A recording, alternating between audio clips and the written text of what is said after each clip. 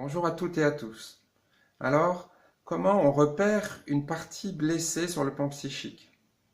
On l'a vu dans une vidéo précédente, ces parties de nous blessées en souffrance, elles sont mises de côté aux oubliettes de l'inconscient par notre ego. Et à partir de là, elles vont se manifester de plus en plus régulièrement et surtout de plus en plus intensément jusqu'à ce qu'on leur porte attention. Finalement, à l'instar d'un enfant blessé, qui se mettrait à crier pour qu'enfin on tienne compte de sa blessure.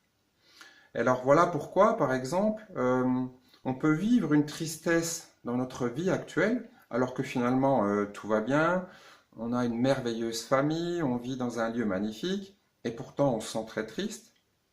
Et voilà comment on peut, à partir d'une tristesse en lien par exemple avec une blessure d'abandon dans notre petite enfance, euh, finir par avoir une déprime.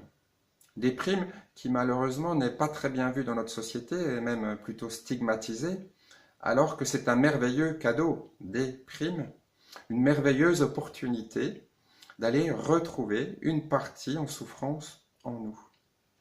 Donc on vient de le voir, ces parties en souffrance, elles se manifestent surtout de manière émotionnelle, sur le plan émotionnel on va dire, et aussi sur le plan physique. Soit indirectement, parce que quand une émotion perdure, eh bien, elle finit par se somatiser, par se cristalliser, entre guillemets, dans notre corps, soit plus directement, en générant, par exemple, des maladies. Dans le cas de la blessure d'abandon, pour, par exemple, que nos proches, notre entourage s'occupent enfin de nous.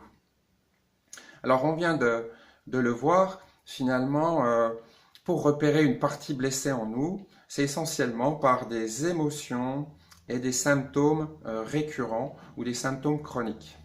Voilà, alors je vous en dirai un peu plus dans une prochaine vidéo et plus particulièrement comment maintenant aller contacter ces parties blessées en nous et comment les soigner, comment les guérir.